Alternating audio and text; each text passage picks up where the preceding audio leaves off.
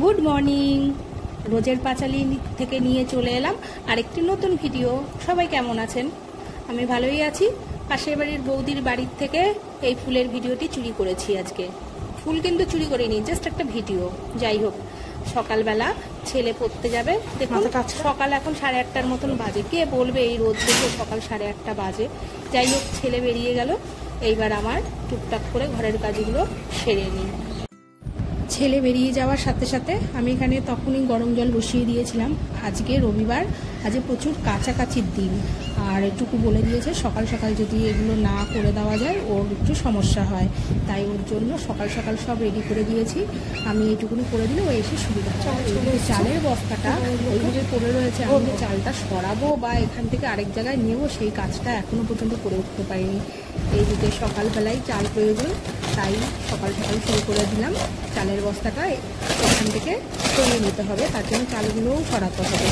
তাই এই কাজটা করলাম। করার পরে চালটা নিয়ে এবার ওই ঘরে চলে গেলাম।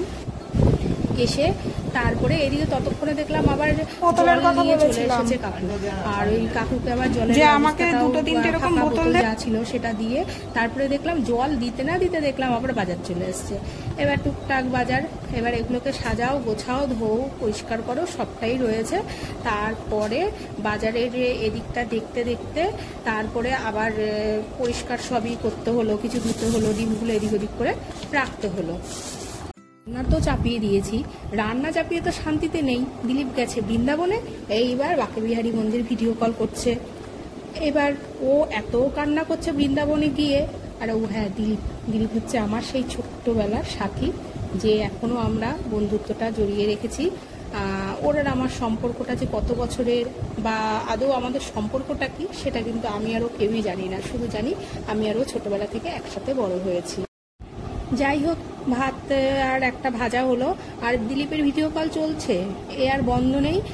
ওর খুব আনন্দ হয়েছে, কান্না করছে, ওর মাথায় কাজ করছে না। যাই হোক, বৃন্দাবন গেছে, সুন্দর হোক ওর। এরপরে তো ছেলে খাচ্ছে এই সুযোগে। তারপরে দিলীপের সাথে এত কথা বলেছি, কাজের মধ্যে একটু হয়েছে যা ছেলের খাওয়া। এইবার একটা পেস্ট করি সবসময়ের জন্য, চুলের একটা কাজ হয়, কারণ হচ্ছে ছেলেটার চুলটা ইদানিং ভীষণই উঠে গেছে, তাই কিছু জিনিস দিয়ে একটা পেস্ট করি। এগুলোকে আবার সেদ্ধ করেও নিই, আবার কাঁচাও দিয়ে দিই। তো আজকে আর এই সেদ্ধর সময় হয়নি। আবার এদিকে কি করেছি, রান্নার এত দেরি হয়ে গেছে যে 2খানা কড়াই একসাথে বসিয়ে দিয়েছি, দুদিকে হচ্ছে, কিছু করার নেই।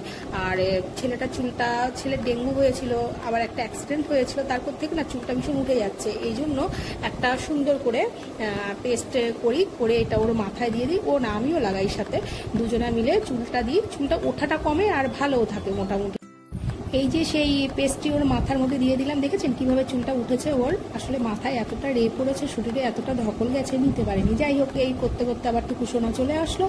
এইবার টুকুর কাজে টুকু লেগে পড়লো, প্রচুর কাজ ওর। আর আমারও ওইদিকে রান্নাটা হয়ে এসছে, আবার কিছুটা বাকি ছিল। আর এই যে সেই এত জামা কাপড় টুকু কেচেছে, কাচার পরে ও মেলছে। আমি আবার একটা ছোট্ট করে ভিডিও করে নিলাম। এইবার তো আমাদের প্রচুর কাজ করার পরে দেখি কতক্ষণে শোকায়।